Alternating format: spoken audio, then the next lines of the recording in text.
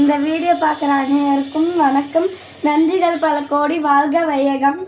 இன்றைக்கி நம்ம சமையலில் என்ன பண்ண போகிறோன்னா ஸ்வீட் கார்ன் பிரியாணி செய்ய போகிறோம். ஃபஸ்ட்டு அதுக்கு தேவையானதெல்லாம் பார்த்துக்கலாம். இது பிரியாணிக்கு தேவையான திங்ஸு. அப்புறம் இது ஸ்வீட் கார்னை அரைச்சி எடுத்துக்கலாம். இது ஸ்வீட் கார்னை தனியாக எடுத்துக்கலாம். இஞ்சி பூண்டு பேஸ்ட்டு, அதுக்கப்புறம் கொத்தமல்லி, புதினா, மிளகா, தக்காளி, வெங்காயம், உப்பு, இந்த மாதிரி தேவையானதாக எடுத்துக்கலாம். அதுக்கப்புறம் ரெண்டு கப்பு அரிசி எடுத்துக்கலாம்.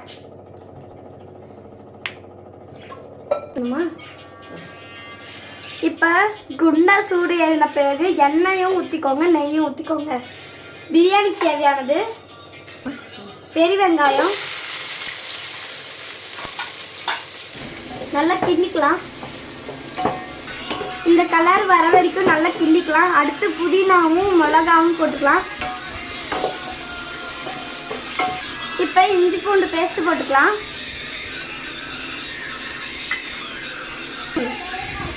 மிளகாத்தூள் போட்டுக்கலாம்.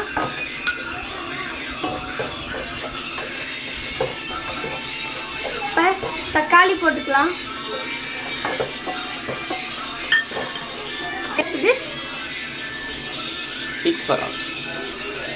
ஸ்வீட் கார்ன் பேஸ்ட் போட்டுக்கலாம். ஸ்வீட் கார்னையும் சேர்த்துக்கலாம். கொஞ்சம் உப்பு.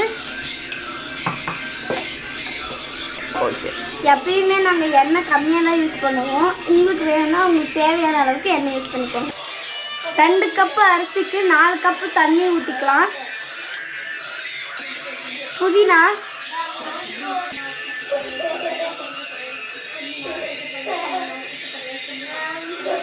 கொதி வந்த பின்னாடி அடிச்சு கூட்டுங்க. லெமன் ஜூஸ் அவ்வளோ. தான் மாமா